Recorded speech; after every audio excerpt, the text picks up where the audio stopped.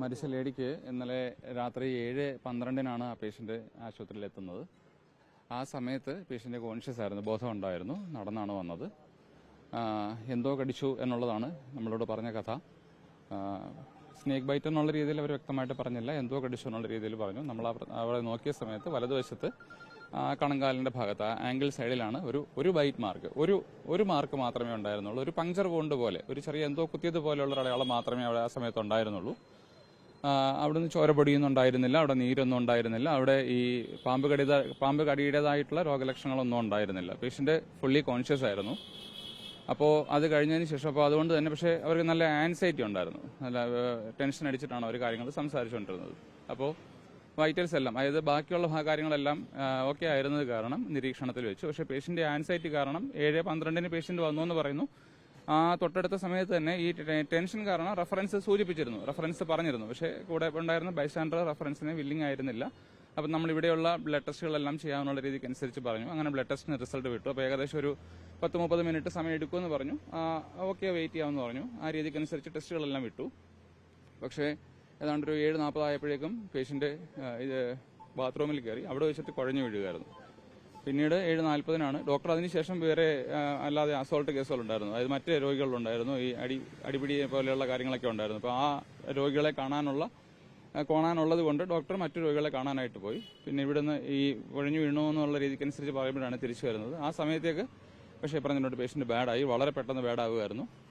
പിന്നെ 7:40 ഇങ്ങനെ മോശമാവുന്നു. ഏതാണ്ട് 8 മണി കഴിയുമ്പോഴത്തേക്കും മരണം സ്ഥിരീകരിക്കുകയായിരുന്നു. ആ മരണം സ്ഥിരീകരിച്ച സമയത്ത് അടക്കം നമ്മുടെ അടുക്കൽ ഒരു ന്യൂറോളജിക്കൽ ആയിട്ടുള്ള ലക്ഷണങ്ങളൊന്നും ഉണ്ടായിരുന്നില്ല. അപ്പം ഏതെങ്കിലും പാണലി പോലെയുള്ള കടിക്കുകയാണെന്നുണ്ടെങ്കിൽ ബ്ലീഡിംഗ് ഉണ്ടാവണം, അങ്ങനെയൊന്നും ഉണ്ടായിരുന്നില്ല. ഇപ്പം മൂർഖനോ ശങ്കുവരനോ ഒക്കെ ഉള്ള കടിയാണെന്നുണ്ടെങ്കിൽ സാധാരണയായിട്ട് അവിടെ ന്യൂറോളജിക്കൽ ആയിട്ടുള്ള കാര്യങ്ങൾ ഉണ്ടാകേണ്ടതാണ്. അതായത് ഒന്നിനെ രണ്ടായിട്ട് കാണുക, സംസാരിക്കാൻ പറ്റാതാവുക, ശ്വാസം എടുക്കാനുള്ള പ്രയാസം ഉണ്ടാകുക, ഇങ്ങനെയുള്ള രോഗലക്ഷണങ്ങളൊന്നും അവിടെ പറഞ്ഞിട്ടുണ്ടായിരുന്നില്ല. വളരെ പെട്ടെന്ന് ഡെത്താവുകയായിരുന്നു. നിർഭാഗ്യമാണ്. പക്ഷേ നമുക്ക് ന്യൂറോളജിക്കൽ സയൻസ് ഒന്നും ഇല്ലാതെ ASV പോലെയുള്ളൊരു മരുന്ന് കൊടുക്കാനായിട്ട് പറ്റത്തില്ല. പ്രോപ്പറായിട്ടൊരു ഹിസ്റ്ററി, അതായത് പാമ്പ് കടിച്ചു എന്നുള്ള രീതിക്കനുസരിച്ച് വ്യക്തമായ ഒരു ഹിസ്റ്ററി ഉണ്ടായിട്ടില്ല. രണ്ടാമത് എൻവനമേഷന്റെ, അതായത് ഈ പാമ്പിന്റെ വിഷബാധ ഏറ്റിട്ടുള്ള രോഗലക്ഷണങ്ങൾ രോഗിക്ക് ഉണ്ടായിട്ടില്ല. അപ്പോൾ രോഗലക്ഷണങ്ങൾ ഇല്ലാത്തതുകൊണ്ട് തന്നെ ASV നൽകാനായിട്ട് സാധിക്കത്തില്ല. രോഗലക്ഷണങ്ങൾ ഉണ്ടായിരുന്നെങ്കിൽ അങ്ങനെ കൊടുത്തേനെ. ഏപ്രിൽ 3 ഇതേ ആശുപത്രിയിൽ വെച്ചിട്ട് നമ്മൾ ASV കൊടുത്തിട്ടുണ്ട്.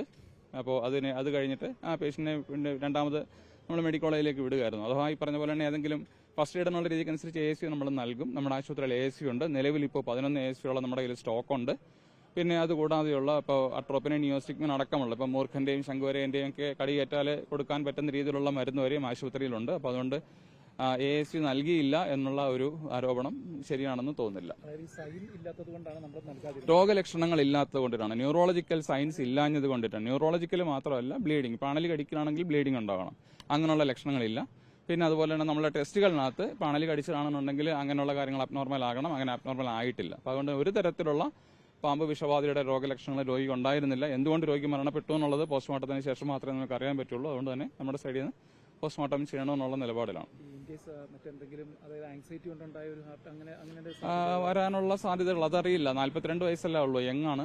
അപ്പൊ അതുകൊണ്ട് ആൻസൈറ്റി മൂലം മരണം സംഭവിക്കാനുള്ള സാധ്യതകളില്ല.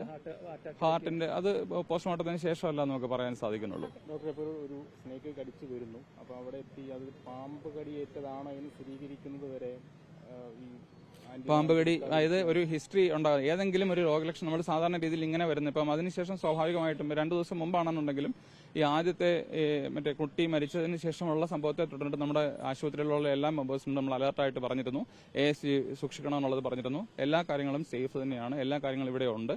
പക്ഷേ ഈ കേസിനകത്ത് അങ്ങനെ ഇല്ലാഞ്ഞതുകൊണ്ട്, അങ്ങനെ ലക്ഷണങ്ങൾ ഇല്ലാഞ്ഞത് കൊണ്ടിട്ടാണ് നമ്മളിത് ചെയ്യുന്നത്. ചോദ്യത്തിലേക്കുള്ള മറുപടി, രോഗലക്ഷണങ്ങൾ ഉണ്ടാകുന്നുണ്ടോ എന്നുള്ളത് നോക്കാൻ വേണ്ടിയിട്ട് നമ്മൾ ഒബ്സർവ് ചെയ്യുകയാണ് ചെയ്യുന്നത്.